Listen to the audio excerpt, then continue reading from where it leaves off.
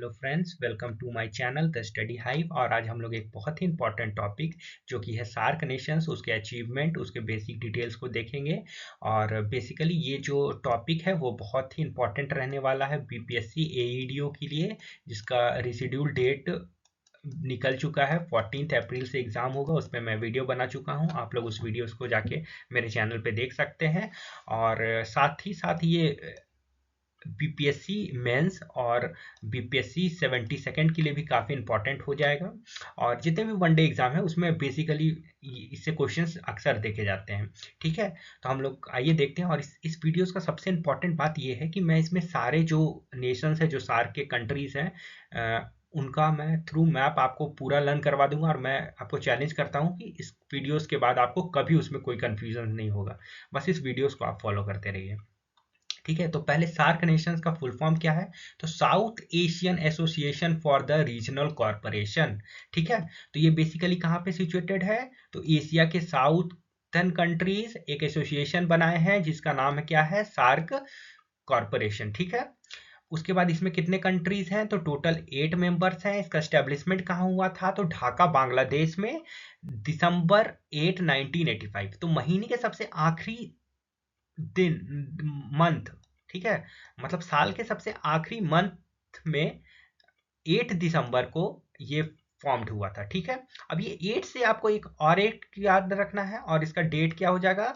दिसंबर 8 1985। ठीक है, तो 8 से आपको ये 8 याद रखना है और फिर 1985। ठीक है, कहाँ पे? ढाका बांग्लादेश में। अब हेडक्वार्टर्स कहाँ पे हो जाएगा? काठमांडू नेपाल। कब? 1987 से यहाँ पे काठमांडू नेपाल में इसका हेडक्वार्टर को बना दिया गया। ठीक है, मेंबर्स तो 8 मैं बता ही चुका हूँ, लेकिन इसका ट्रिक मैं आपको मैप के थ्रू पढ़ाऊंगा। ठीक है, इसलिए मैं यहाँ पे कुछ नहीं बता रहा हूँ। फिर करंट सेक्रेटरी जनरल कौन है? तो मोहम्मद गुलाम सरवार। ठीक है, ये कहाँ के हैं? बांग्लादेश के। और ये 2023 से ये इसके सेक्रेटरी जनरल है। फिर इसका जो लास्ट समिट है, जो लास्ट समिट आप देखें तो ये 18th समिट हुआ था काठमांडू में 2014 में। और इसके बाद से 2014 के बाद से अभी तक कोई भी जो हमारा समिट है वो नहीं हुआ था। 19th समिट वहाँ पे चल रही थी कि ये पाकिस्तान में होगा, लेकिन पाकिस्तान का जो सिचुएशन था वो अच्छा नहीं था। लोगों को थ्रेट था कि वहाँ पे अटैक हो सकते हैं, कुछ भी हो सकता है टेररिस्ट का लेकर के। तो जिस वजह से तब से अभी तक कोई भी इस पे मीटिंग जो है, और कंट्रीज के बीच में भी कुछ अच्छे रिलेशंस नहीं है इनके चल रहे थे, तो जिस वजह से अभी तक मीटिंग जो है पोस्टपोन्ड ही हो रहा है। स्लाइड्स में हम लोग बेसिकली अब जो है हम लोग कंट्रीज को याद कराएंगे। और अब देखिए, आप आज के बाद कभी इसके जो नेशंस हैं, 8 नेशंस, वो आप कभी नहीं भूल जाएंगे। तो पहले, सबसे पहले आप याद रखिए कितने नेशंस हैं? 8। ठीक है, 8 नेशंस। अब इसमें सबसे पहले देखिए, यहाँ से आपको स्टार्ट करना है हमेशा। तो Maldives 1, Sri Lanka 2nd, 3rd India, और 4th Pakistan, 5th Afghanistan, 6th Nepal, 7th Bhutan, और 8 बांग्लादेश। ठीक है, तो याद हो गया।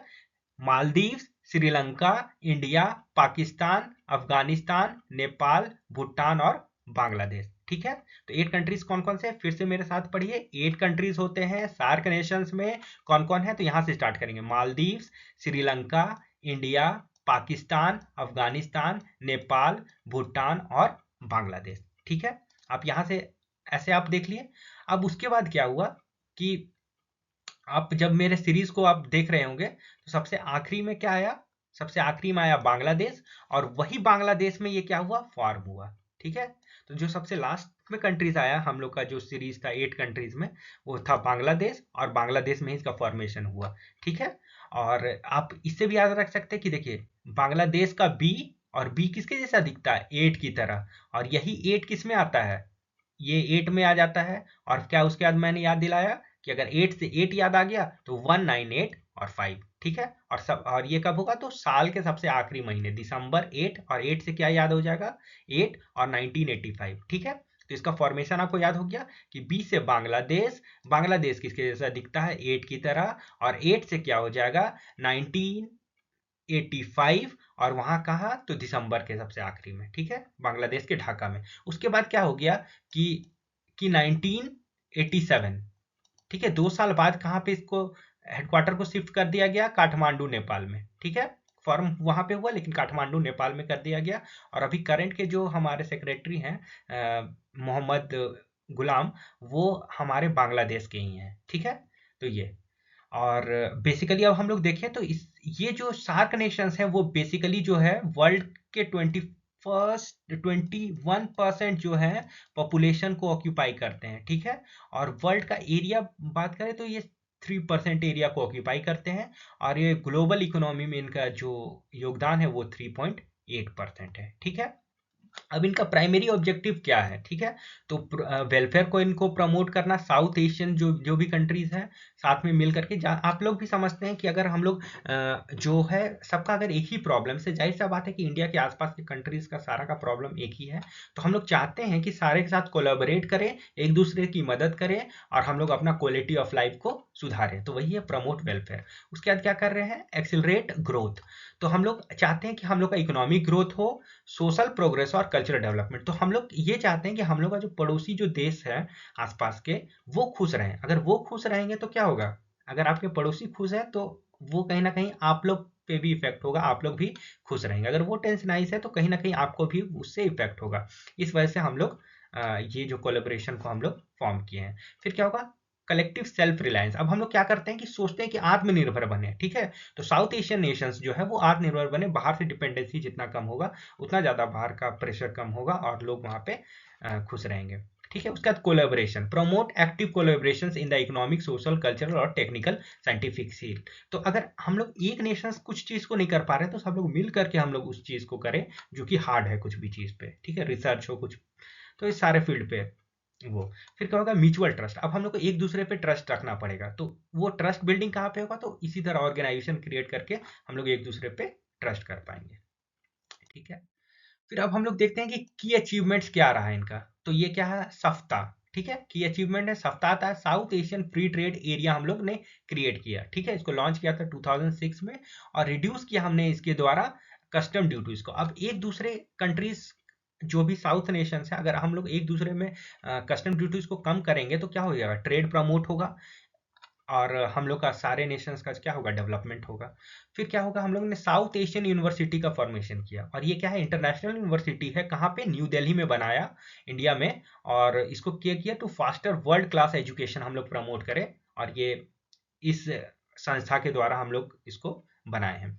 फिर क्या गया, सार्क डेवलपमेंट फंड हम लोग ने क्रिएट किया कि अगर जिसको भी जरूरत है पैसा का हम लोग कंट्रीज में से, तो उसको उस फंड से दिया जाएगा कि आप लोग इंफ्रास्ट्रक्चर बिल्ड कीजिए, इकोनॉमिकली बूस्ट कीजिए, ठीक है। और इसका हेडक्वार्टर कहाँ पे हम लोग बनाए, थिम्फू, भूटान में, ठीक है। उसके बाद क्या बताएं, सार्क आर्बिट्रेशन काउंसिल, ठीक है। और ये क्या हो गया, बेस्ड इन पाकिस्तान में है ये, ठीक है। तो ये क्या करता है, provide a legal framework for the dispute resolution, ठीक है। तो बेसिकली क्या होगा कि सार्क नेशन में डिस्प्यूट भी हो गए होंगे आसपास है, तो उनको डिस्प्यूट को देखते हुए उनको सुलझाने का कहाँ पे किया गया, पाकिस्तान में, ठीक है।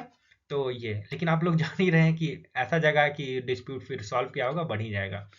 अब क्या है, डिजास्टर मैनेजमेंट, ठीक है। तो सार्क डिजास्टर मैनेजमेंट सेंटर को भी फॉर्म किया कि अगर कोई भी डिजास्टर आता है सार्क नेशंस पे, तो हम लोग सब लोग इसको मिल करके सॉल्व करेंगे। ये कहाँ पे है, तो इसका इंटरिम यूनिट है गुजरात, इंडिया में, और ये कोऑर्डिनेट करते हैं रीजनल डिजास्टर रेस्पॉन्स को। तो thank you for watching my videos, ठीक है। और ऐसे इंफॉर्मेटिव वीडियोस और बीपीएससी और बिहार एग्जाम्स के इम्पोर्टेंट वीडियोस को देखते रहने के लिए मेरे चैनल को प्लीज़ सब्सक्राइब कर दीजिए, और मैं ऐसे इंटरेस्टिंग वीडियोस को लाता रहूँगा। Thank you.